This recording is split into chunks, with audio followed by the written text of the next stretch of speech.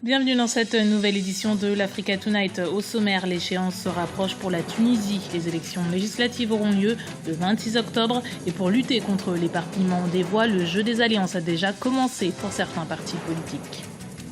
Elle contribue à 60% du développement et du secteur informel et compte pour plus de 80% de l'économie des pays africains. Ce sont les femmes entrepreneurs. Malgré leur nombre en constante augmentation, elles peinent souvent pour obtenir les financements nécessaires. Et puis rencontre avec des jeunes amateurs de Kung-Fu. En fin d'édition, des jeunes Ougandais qui s'adonnent à la pratique des arts martiaux dans la banlieue de Kampala. Des performances dont les réalisateurs de cinéma sont friands.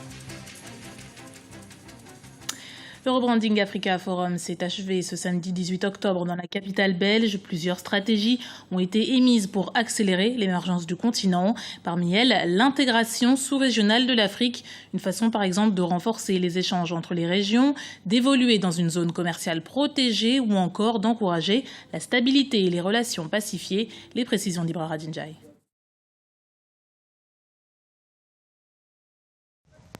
L'intégration sous-régionale est-elle la panacée pour résoudre les maux de l'Afrique? S'il est difficile de répondre à cette interrogation par l'affirmative de prime abord, on peut néanmoins confirmer que l'intégration sous-régionale est une véritable nécessité pour réaliser l'émergence de l'Afrique.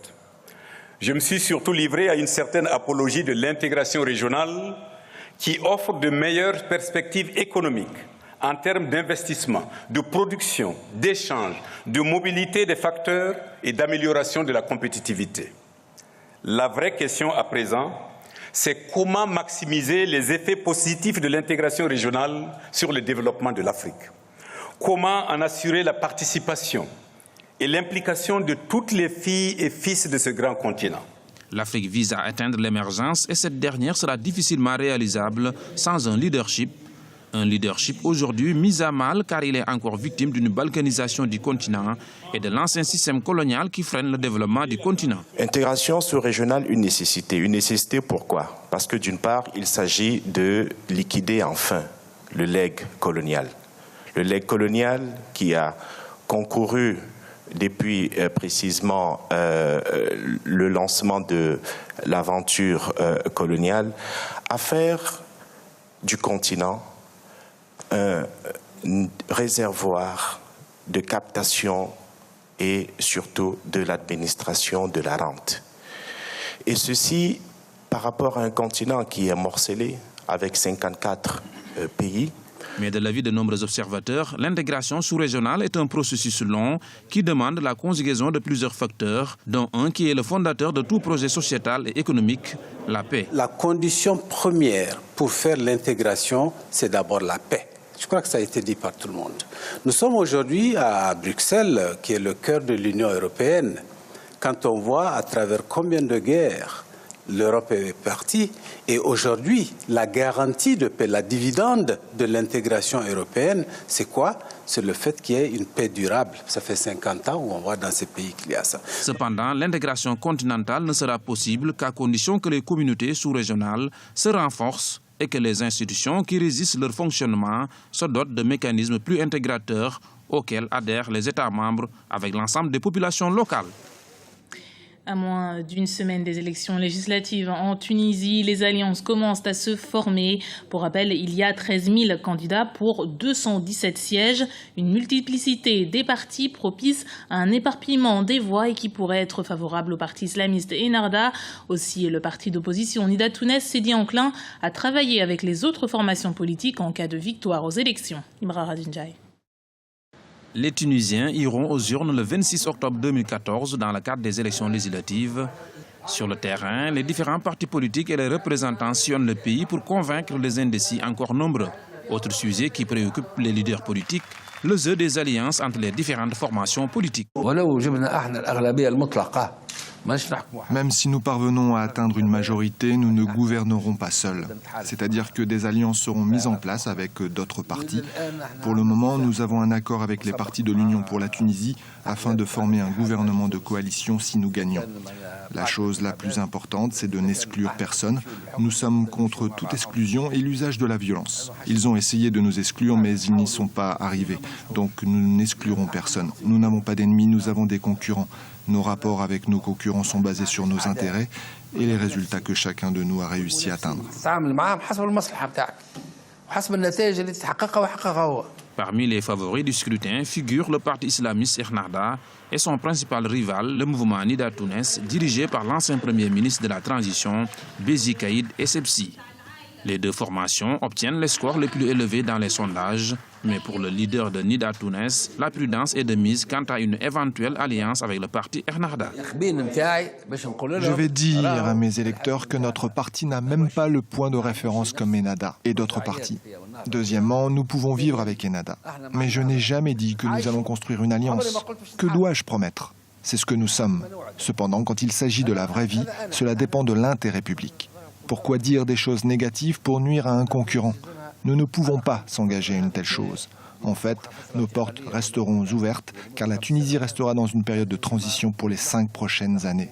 Nous allons devoir créer une atmosphère appropriée pour faire face à l'autre et la Tunisie a besoin de tout le monde. Rappelons que les Tunisiens seront également dans les urnes le 23 novembre prochain pour élire le président de la République. Des élections qui devront passer dans un climat apaisé. En effet, 28 partis politiques ont signé une charte d'honneur qui vise l'organisation d'une élection transparente et impartiale acceptée par tous les partis.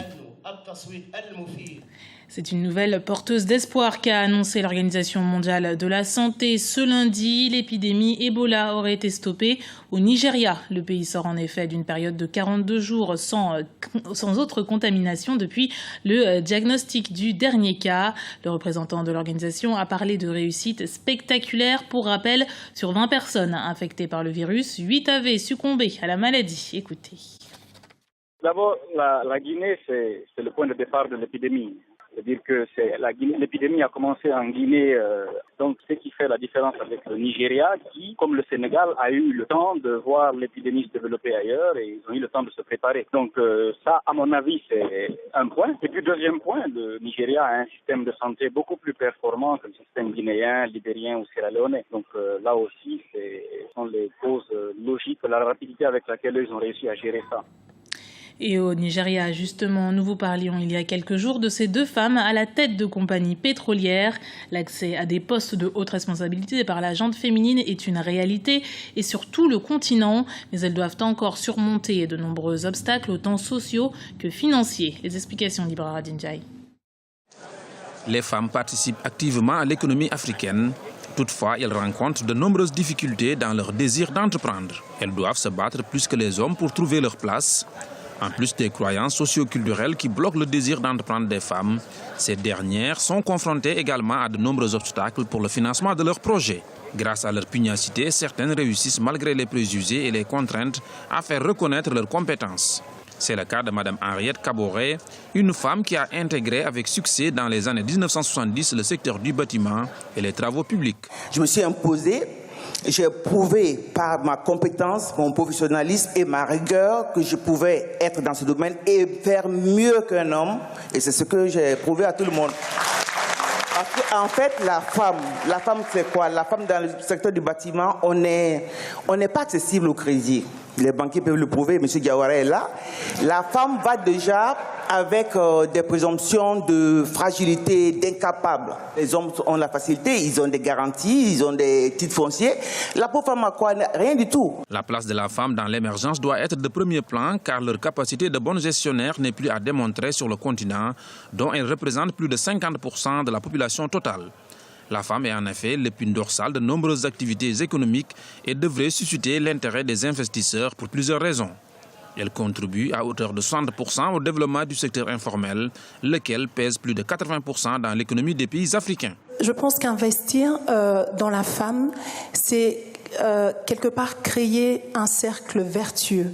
Parce que comme vous disiez tout à l'heure, oui, la femme réinvestit financièrement au sein de la famille, mais bien plus que cela. Parce que bien souvent, même dans les populations rurales, c'est les femmes qui encouragent leurs filles à aller à l'école.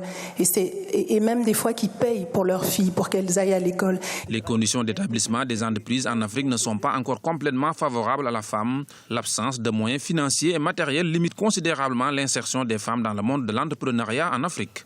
Si ces obstacles sont surmontés, on pourrait assister au renforcement de la place de la femme dans la structure économique du continent pour une Afrique émergente. Nous vous emmenons à présent à Wakaliga, une banlieue de la capitale ougandaise Kampala. C'est là que plusieurs enfants sont formés aux arts martiaux. Et outre la maîtrise de soi, ces disciples en herbe du kung-fu s'entraînent également à devenir acteurs. Anan Fao.